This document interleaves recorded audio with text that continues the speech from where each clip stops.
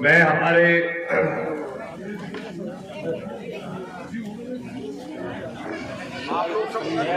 सभी ग्रामवासीगण का प्रणाम करता हूँ। हमारे गोविंदपुरा के एक निवासी का प्रणाम करता हूँ। आज अष्टमी का त्योहार भी है और इतने व्यस्तम समय में आप सब यहाँ पर एकत्रित हुए हैं। आप सबने आपका कीमती समय दिया है। मैं आपका दिल से आभारी हूँ। मेरी दुर्गा माँ से प्रार्थना है कि दुर्गा माँ का आशीर्वाद और असीम कृपा हमारे पूरे गोविंदपुरा गांव पर सदैव बनी रहे। 17 नवंबर को मतदान होना है और जैसा मैंने पहले भी कहा है, गोविंदपुरा तो गढ़ है कांग्रेस का, लेकिन फिर भी हर चुनाव में आवश्यक होता है कि मैं आप सबके बीच हाजिर हूं, आपके सामने मेरी बात रखूं। मैंने पिछले 10 साल में लगातार यही प्रयास किया है आपके चरणों में रहकर आपकी सेवा करने का, सुख और दुख में शामिल होने का। चाहे कोई काम सार्वजनिक हो या कोई काम निजी हो, हर जगह में शामिल होकर आपके साथ रहकर कंधे से कंधा मिलाकर हमने मिलकर हमारे गांव के विकास के लिए, हर परिवार के विकास के लिए हमने काम करने का प्रयास किया है। मैं आप सबसे अर्ज करना चाहता हूं, आपको याद होगा जब 5 साल पहले सरकार पंजे की बनी थी तो हमने शुरुआत कर्ज माफी की थी। हमने शुरुआत की थी उन किसानों के साथ जिनका कर्जा था 50,000 से कम। उसके बाद 2020 में कर्ज माफी का दूसरा चरण चालू हुआ था, जिनमें हमने वो किसान लिए थे जिनका कर्जा था 50,000 और 1 लाख के बीच का। लेकिन उसके ही 1 महीने बाद सौदा हुआ सिंधिया जी और भाजपा के बीच में। उनने पार्टी बदली, उनके विधायक बिक गए 35-35 करोड़ रुपए में और सरकार हमारी नहीं बच पाई। लेकिन अगर भाजपा की सरकार चाहती तो कर्ज माफी की योजना कोई राजनीतिक दल की नहीं थी, कर्ज माफी योजना तो सरकार की योजना थी और ये लोग देश कर्ज माफी कर सकते थे, लेकिन इनकी नीयत साफ नहीं थी। हमारा आज भी वचन है, मैं खड़ा हूं बाके बिहारी जी के मंदिर के सामने। सरकार जैसे ही पंजे की बनेगी 1 महीने बाद, तो एक किसान जिसकी कर्ज माफी रह गई थी, चाहे वो कर्जा 80,000 का हो, 1.25 लाख का हो, 2 लाख का हो, 5 लाख का हो, 2 लाख तक हम कर्ज माफ करके देंगे। ये हमारा वादा है आपको। लेकिन ऐसे भी अनेक किसान हैं जो अल्टा पलटी समय पे करते हैं, जिनके ऊपर कोई कर्जा नहीं है। उनकी भी मांग रहती है, उनको भी कुछ सहायता मिले, कुछ प्रोत्साहन राशि मिले। आप याद करें, भाजपा के राज में यही लोग कहते थे कि मोदी जी और शिवराज जी किसान की आय दोगुनी कर देंगे। मैं आप सबसे पूछता हूं, गोविंदपुरा के एक किसान से पूछता हूं, भाजपा के राज में किसान की आय दोगुनी हुई है या किसान की लागत दोगुनी हुई है?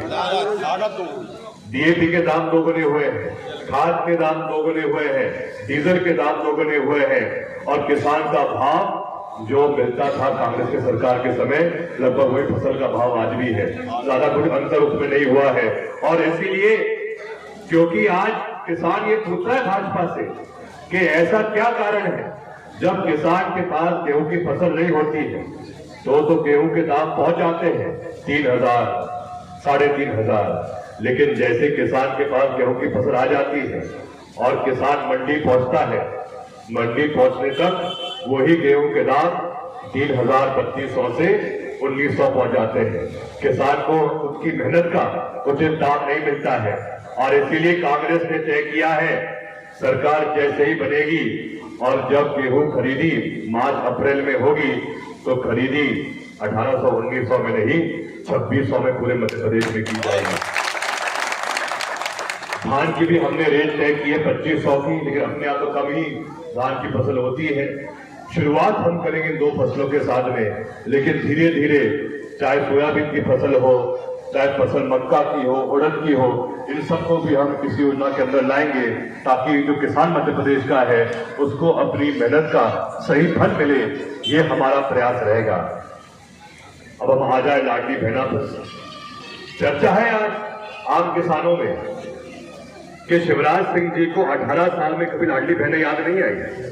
जब उनको लगा कि अब जमीन फिसल रही है पैरों के नीचे से, लाडली बहना याद आ गई। पहले कहा कि 1000 सबको मिलेंगे, फिर पलट गए, शर्तें आ गई। कोई बहन जिसकी उम्र 23 वर्ष से कम की है उसको लाभ नहीं मिलेगा, कोई माता जिसकी उम्र 60 वर्ष के ऊपर की है उसको भी लाभ नहीं मिलेगा। ऐसा कर करके परिणाम ये हुआ है, मुश्किल से अगर 100 माता बहनें गांव में है तो 30-40 को लाभ मिल रहा है। और आज भी लगभग 70% माता बहनें गांव की ऐसी है जिनको लाडली बहना का लाभ नहीं मिल रहा है। और इसीलिए कांग्रेस ने तय किया है, आप भी यहाँ पर फ्लेक्स देख रहे हैं नारी सम्मान का, इसके अंतर्गत हमारा वचन है, चाहे उस बहन की उम्र 18, 19, 20, 21, 22 वर्ष की हो या उस माता की उम्र 60 वर्ष के ऊपर की हो, हर माता को, हर बहन को कांग्रेस सरकार हर महीने देगी 1500 रुपए, ये हमारा वचन है। लेकिन 1500 रुपए की राशि के साथ साथ पूरे मध्य प्रदेश के हर घर को, हर परिवार को रसोई गैस की टंकी भी मिलेगी 500 रुपए में। अब जैसे ही मामू को खबर मिली कि हम कर रहे हैं रसोई गैस की टंकी 500 में, तो वो भी चालू हो गए। 450 में सिलेंडर देंगे। मैं आप सबसे पूछता हूं, क्या गोविंदपुरा के एक भी परिवार को रसोई गैस की टंकी मिली 450 रुपए में? नहीं मिली। आज लोग परेशान हैं, उल्टा ये कह रहे हैं कि अरे वो तो पत्नी के नाम पे करा तो मिलेगा। लेकिन अगर आपको नाम परिवर्तित करना है उसमें खर्च होते हैं 4000 रुपए, तो बोले वो पैसा दो फिर लाभ पाओ। हमारे में ऐसी कोई शर्त नहीं रहेगी। हमारा तो सीधा है, चाहे गैस कनेक्शन पुरुष के नाम पे हो, महिला के नाम पे हो, सबको इसका लाभ मिलेगा और प्रति महीने लाभ मिलेगा। ये तो तुरंत जागते हैं चुनाव के 3 महीने पहले। लेकिन आपको याद होगा जब सरकार कांग्रेस की थी तो तत्काल कमलनाथ जी ने पेंशन 2 गुना की थी, 300 से 600 की थी। और इस बार उन्होंने कहा है सभी की पेंशन, जो हमारे पुरुष भी है, आपकी पेंशन भी 1200 रुपए की जाएगी तत्काल प्रभाव से। हमने तत्काल प्रभाव से शुरुआत ऋणमाफी की थी। हमने तत्काल प्रभाव से घरों के बिजली के बिल इंदिरा गृह ज्योति योजना के माध्यम से 100 रुपए 100 यूनिट दिए थे।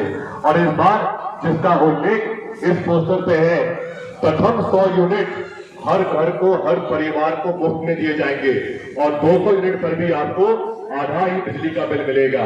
और इसके साथ साथ सिंचाई के बिजली के बिल भी 5 हॉर्स पावर के कनेक्शन तक पूर्ण रूप से माफ किए जाएंगे। आपको 5 हॉर्स पावर का अगर आपके पास कनेक्शन है तो आपको 1 रुपए भी नहीं देना पड़ेगा। 10 हॉर्स पावर तक का बिल भी आधा दिया जाएगा। ये सब ऐसी योजना है जिसके कारण और जिसके द्वारा हर किसान को कहीं ना कहीं भाजपा की महंगाई से राहत मिलेगी। इसके अलावा मैं आप सबसे अर्ज करना चाहता हूं, बातें तो अनेक हैं लेकिन आज हमें बात करनी है युवाओं के बारे में। रामी जी, हमारा गोविंदपुरा बहुत जागरूक गांव है, शिक्षित गांव है। यहाँ अनेक ऐसे युवा हैं जो इंजीनियर भी हैं, BA BSc पास है, अनेक यहाँ सरकारी कर्मचारी भी हैं, अनेक हमारे यहाँ पर ऐसे युवा हैं जो इंदौर में नौकरी कर रहे हैं, व्यापार कर रहे हैं, दिल्ली में बिजनेस कर रहे हैं, अच्छा खासा उनकी आमदनी भी है। और अगर आज सबसे बड़ा सपना युवा का होता है तो ये होता है कि उनको अच्छी स्थायी नौकरी मिले, सरकारी पद मिले।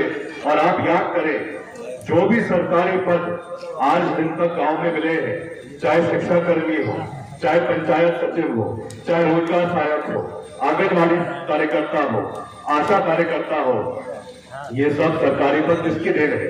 पंजे की देन है। आज दिन तक भाजपा सरकार ने हमारे गांव के क्षेत्र में, पंचायत के क्षेत्र में एक भी सरकारी नौकरी नहीं दी है। आज युवा भटक रहा है। अभी कुछ महीने पहले ही पटवारी भर्ती परीक्षा हुई थी, लाखों युवाओं ने परीक्षा दी थी इस उम्मीद के साथ कि जो बेटा जो बेटी अच्छी पढ़ाई करेंगे, अच्छा पेपर देंगे और योग्यता के आधार पर जो पास होंगे वही पटवारी बनेगा। लेकिन ऐसा नहीं हुआ।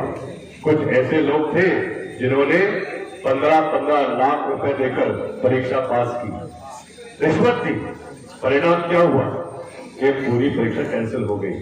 उसका परिणाम ये हुआ कि आज दिन तक एक भी शिक्षक बेटा, शिक्षक बेटी जिसने पेपर भी सही दिया था, उनको भी आज दिन तक न्याय नहीं मिल पाया है, सरकारी नौकरी नहीं मिल पाई है, पटवारी का एक भी पद ये लोग बढ़ा नहीं पाए हैं। हमारा तो उसमें वचन है कि हम प्रदेश स्तर पर भी और गांव स्तर पर भी नई नौकरियां निकालेंगे, जिसके द्वारा जो शिक्षित बेटा है, शिक्षित बेटी है, उनको रोजगार मिले, वो आत्मनिर्भर बने। आपसे बस मेरी इतनी प्रार्थना है, 17 नवंबर को पंदे को मत भूलियो। पूरा आपका आशीर्वाद पंदे को मिले।